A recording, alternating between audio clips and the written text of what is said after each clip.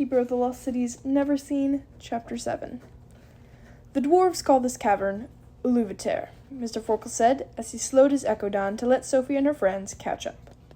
Which in Dwarven means the sands of dawn, Sophie translated. Keith laughed. Always gotta show off. Mr. Forkle ignored him. The dwarves view this place as a testimony of our planet's power to recreate itself. Above us is a barren wasteland of human pollution and destruction. But look what has surged to life in the safety below, thanks to a little light and a little peace. The Dwarven King brought me here when I revealed the existence of our organization. He thought it would be the perfect place for us to make a fresh start. So King Enki is on our side? Della asked. He is not against the council, if that's what you're wondering. But he has felt for some time the councilor's methods are not working. Many dwarves have offered their assistance, though at the moment most have returned to their cities. They need time to mourn the friends who fell in the Battle of Mount Everest, and to treat their wounded. Sophie tried to remember how many dwarves had died that day. Was it 3? 4? She hated that she didn't know, hated how easy it was to focus only on the people she knew, and forget that there were dozens of others risking their lives for the Black Swan's cause. Before she could ask how the injured dwarves were doing, Mr. Forkle said, "Here are your new residences." He pointed ahead to where an arched bridge with a black gazebo in the center connected two enormous trees standing on either side of the river. Their trunks had been wrapped in wooden staircases that wound up to the tallest branches, where two massive treehouses overlooked the entire forest.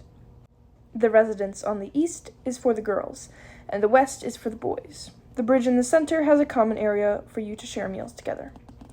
See, I think a group party house sounds way more fun.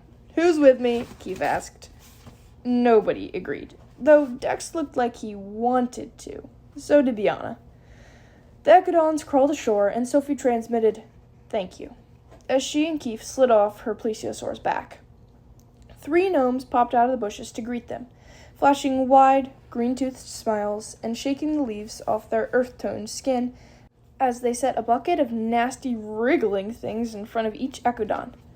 Sophie had thought the sludgers she fed Iggy, her pet imp, were disgusting, but these looked like evil spawn of scorpions and maggots. Larvagorns, a gnome with long braided hair, said, as the Ecodons gobbled the creepy crawlies up like candy. Believe it or not, the dwarves consider them a rare delicacy. Sophie was very glad to be an elf.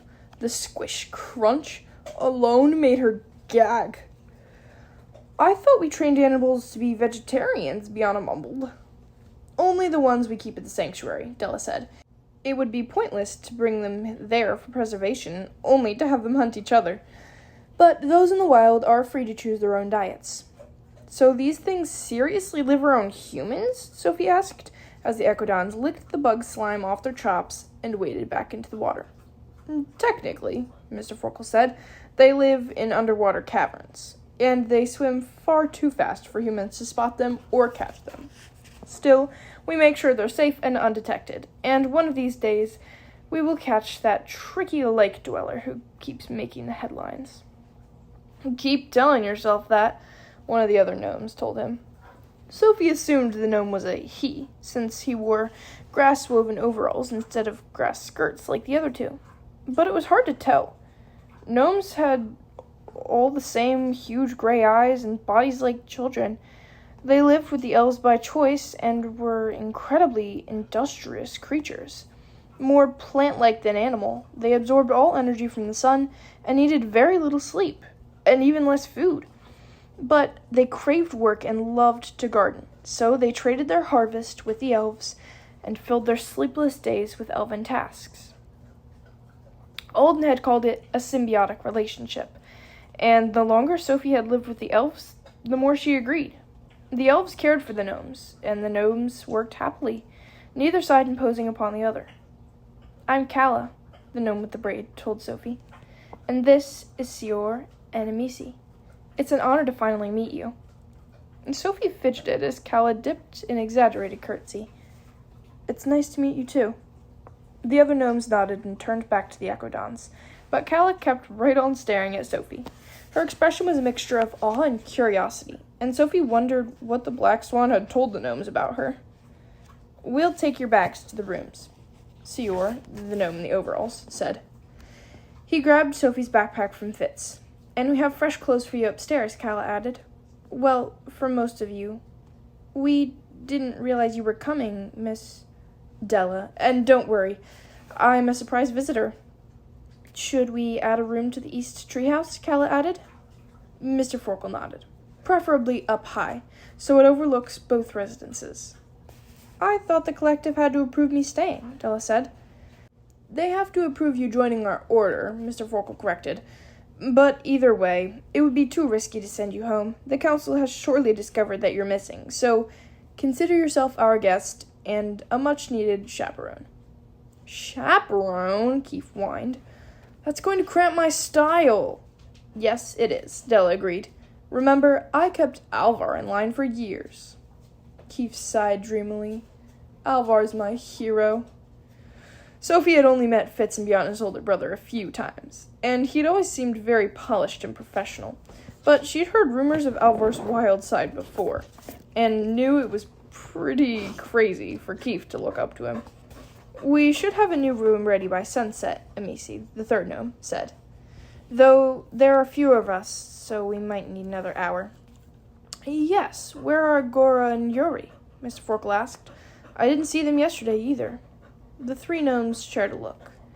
"They have gone to stay in New Luminaria," Calla said, after a moment, "in hopes they'll be allowed to visit the refugees. Yuri had a family in Wildwood." "Oh, I did not realize," Mr. Forkle whispered. "I hope good news finds them soon." "So do we." Charged silence passed before the gnomes grabbed buckets and satchels and shoveled off into the trees. "What's Wildwood?" Sophie asked. Mr. Forkle sighed. "Is this how it's going to be? Constant questions." "Pretty much," Sophie agreed. "Well, do not expect an answer every time." But Wildwood was where a small colony of gnomes lived. Most of their race fled to the lost cities after the ogres overthrew Sarenvale, their ancient homeland. But a few gnomes refused to leave and took up residence in one of the neutral territories, in a grove not far from the borders of what has now become the ogre's capital city. "Why are you speaking in past tense?" Stella asked. "Calla said something about refugees." "A better term would be evacuees," Mr. Forkle corrected. "Some sort of plague struck the colony a few weeks back and forced them to flee. They arrived in Luminaria 3 days ago for medical treatment, and that is the extent of my knowledge. The council has been extremely guarded with their information, and at the moment they're allowing no visitors. But I do know that all of our best physicians are working to isolate the pathogen. I'm sure they'll find a cure soon." Della looked less than satisfied with the answer. Sophie wasn't thrilled either. "Orly told us before we left that she thought the ogres were stirring in the neutral territories. Does this have something to do with that?" Mr. Forkle scratched his chin. "Interesting that a counselor would agree with my theories." "What theories?" Sophie pressed. "This is your last question," he warned. "The Wildwood colony has claimed ogre sabotage for centuries, but they've never been able to provide proof. I'll have to rally my sources and see if Orly has evidence for her suspicions. In the meantime, put this out of your mind. You know better than most, Miss Foster, how truly powerful our medicine can be. I have no doubt the gnomes will recover soon. Shall we?" He motioned for everyone to follow him toward one of the stair-wrapped trees, and they climbed to the bridge that connected the two houses. He pointed to the gazebo in the center, filled with pots of vibrant flowers and a round table with cozy chairs. "Since you'll be dwelling in separate residences, we arranged this common eating area. Dinner will be served here, and you're in for a treat. Calla's Starkflower stew is life-changing. Otherwise, boys are that way," he pointed to the tree across the bridge, "and girls are just above us. I must return to the lost cities to be seen for a few minutes." He reached into his pocket, pulled out a vial of green and orange speckled berries. "So that's how you deforkle," Dex said. I should have guessed it was caloberries. My dad uses them in his anti-inflammatory ointments. They smell like Flareon poop. Tastes like it too, Mr. Forkle agreed. So all we need to do is crush a few of those into your breakfast and bam! Instant Forkle reveal? Keith asked. I've been consuming caloberries for 13 years, Mr. Sensen. Do you honestly think I wouldn't notice the smell? I don't know. I'm really good at hiding things in people's food. Mr. Forkle ignored him, holding up the black crystal with a purple gleam. Does that mean you can light leap from here? Della asked. Only with specific crystals, which we will provide if needed. What's this if stuff? Dex asked. Yeah, we're not prisoners, Sophie said. Of course you're not, but you are fugitives, and you came here for our protection. This is how we provide it. It sounds like we're going to have to steal that crystal from you, Keith said. You would be very disappointed if you did. This crystal leads to a safe house where I go to change identities. Anyone who does not know the secret for leaving is instantly trapped. So, that's it, Sophie asked. Here's your tree houses, have some stew, and good night? Hardly, Miss Foster. First, you must get cleaned up and meet at ground level in an hour. You'll all have an appointment with the rest of our ruling collective.